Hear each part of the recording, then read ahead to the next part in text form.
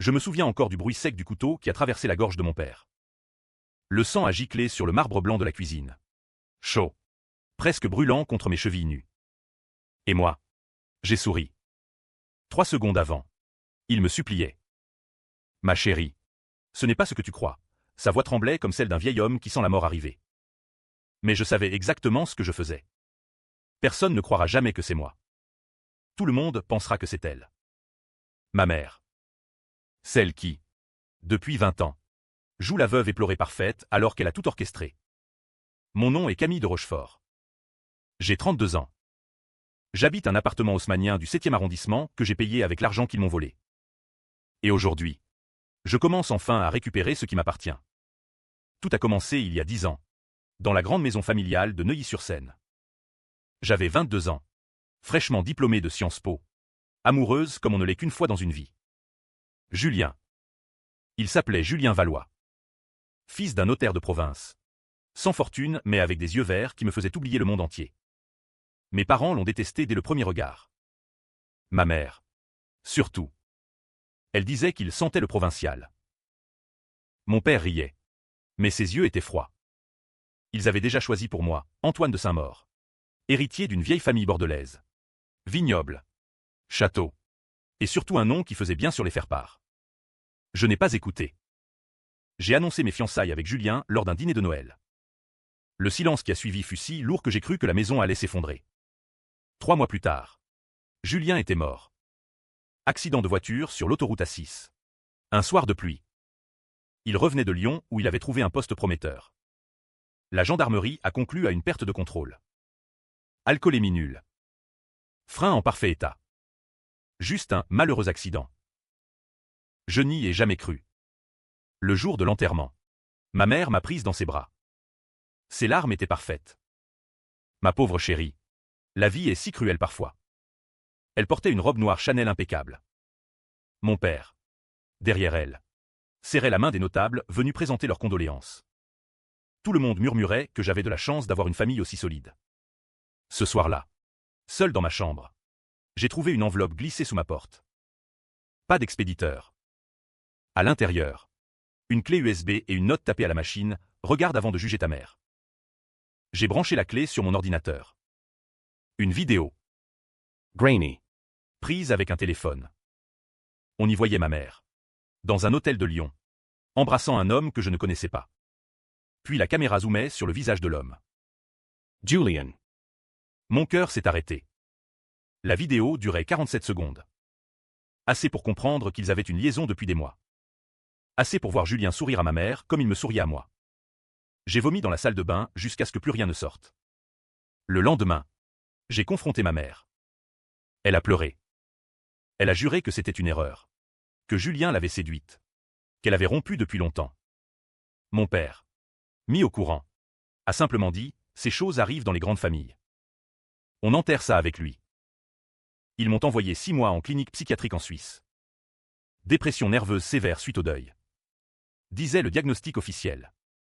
En réalité, ils voulaient m'éloigner. Me faire taire. Me faire oublier. Quand je suis revenu, la maison était vide.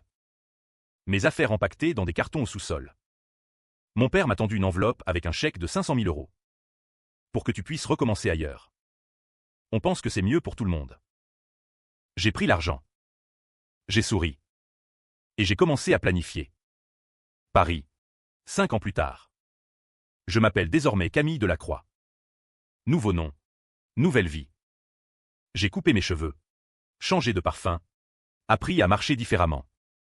Personne ne me reconnaît. Sauf eux. J'ai rencontré Antoine de Saint-Maur dans une soirée caritative à l'Opéra Garnier. Il m'a reconnu immédiatement. Pas comme la fille de Rochefort.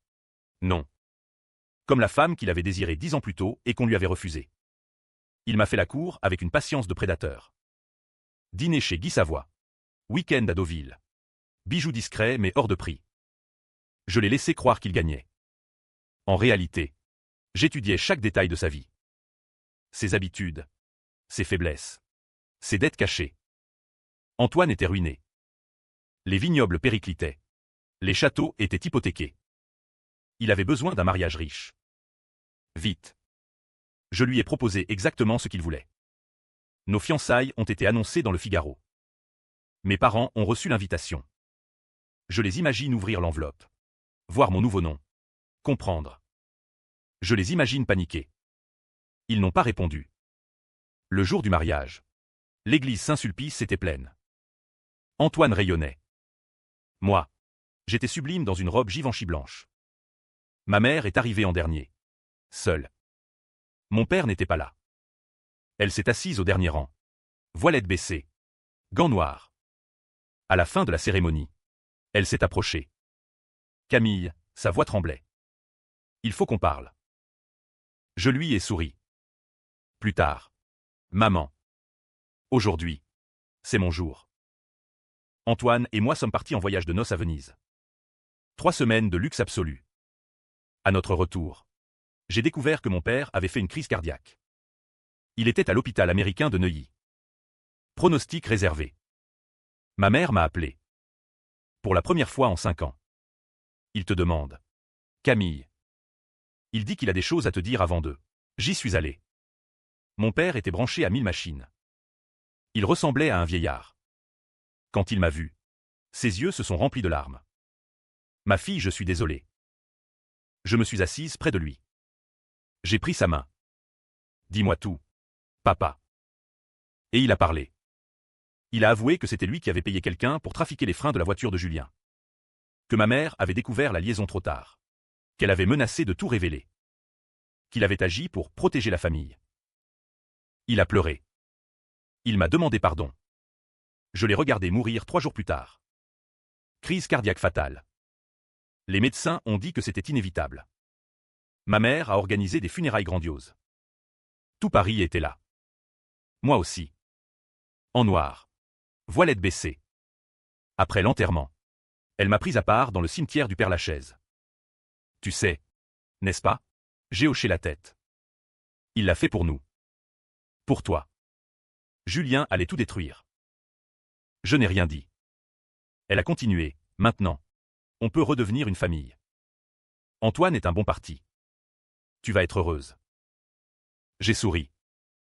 Oui, maman. On va être très proches désormais. 2 ans plus tard. Antoine et moi vivons dans le château de Saint-Maur. En rénovation permanente. Les dettes sont épongées. Grâce à moi. Grâce à l'héritage que j'ai touché après la mort de mon père. Ma mère vient souvent. Elle dit qu'elle veut rattraper le temps perdu. Elle apporte des gâteaux de chez La Durée. Parle de ses œuvres de charité. Me demande des nouvelles de mes grossesses qui ne viennent pas. Antoine l'adore. Il dit qu'elle est une femme exceptionnelle. Je laisse faire. Un soir d'octobre. Alors que la pluie martèle les vitres du salon. Ma mère me prend à part. Elle a bu trop de cognac. Camille, il y a quelque chose que tu dois savoir. Je hausse un sourcil. Encore. Elle baisse la voix. Julien, il n'est pas mort dans l'accident. Mon cœur s'arrête. Quoi? Ton père a payé pour qu'on le fasse disparaître. Mais l'homme qui l'a engagé a menti. Julien est vivant. Il vit en Argentine sous un autre nom. Il a refait sa vie. Je sens le monde basculer. Pourquoi tu me dis ça maintenant? Elle pleure. Parce que je vais mourir. Camille. Cancer. Inopérable. Les médecins me donnent 6 mois. Je veux partir en paix. Je la regarde. Vraiment. Pour la première fois depuis des années. Tu mens. Elle secoue la tête. Non. Je te jure. Je sors mon téléphone. J'appelle un contact. Un ancien policier que j'ai payé cher pour surveiller certaines choses. Il confirme. Julien Valois est vivant. Il s'appelle désormais Matteo Rivera. Il est marié. A 2 enfants. Vit à Buenos Aires. Je raccroche. Ma mère me regarde avec terreur. Qu'est-ce que tu vas faire? Je souris. Rien. Maman. Absolument rien. Mais intérieurement, tout explose. Je pars pour Buenos Aires sous prétexte d'un voyage d'affaires pour Antoine. Je trouve Julien facilement. Il travaille comme consultant financier. Il a pris du poids. Ses cheveux sont poivre et sel. Mais c'est lui. Je l'observe pendant 3 jours. Je vois sa femme. Une Argentine brune et joyeuse. Je vois ses enfants qui rient dans un parc. Le 4e jour. Je l'aborde dans un café de Recolta. Il me reconnaît immédiatement. Il pâlit. Camille. Je m'assieds en face de lui. Bonjour. Julien. Ou devrais-je dire Mathéo? Il tremble. Comment tu? Peu importe. Je veux savoir pourquoi. Il parle. Pendant 2 heures. Il avoue qu'il n'a jamais aimé ma mère. Qu'il m'aimait. Moi. Que mon père l'a fait chanter avec des photos truquées de lui avec ma mère. Qu'il a accepté l'argent et la nouvelle identité pour disparaître. Qu'il a cru que c'était la seule façon de me protéger. Ton père disait qu'il te tuerait si je restais. Je ris. Un rire amer. Et tu l'as cru. Il baisse la tête. J'étais jeune. J'avais peur. Je le regarde longtemps. Tu as une belle vie. Ici. Il hoche la tête. Ne la détruis pas. Je me lève. Je pars. De retour à Paris. Ma mère est alitée. Le cancer la ronge rapidement. Je passe tous les jours à son chevet. Je lui raconte mon voyage. Je lui dis que j'ai vu Julien. Que je sais tout. Elle pleure. Elle supplie. Pardonne-moi. Camille. Pardonne-nous. Je lui prends la main. Je te pardonne. Maman. Le soir où elle meurt. Je suis seul avec elle. Elle murmure, tu es une bonne fille. Je lui injecte une dose massive de morphine dans la perfusion.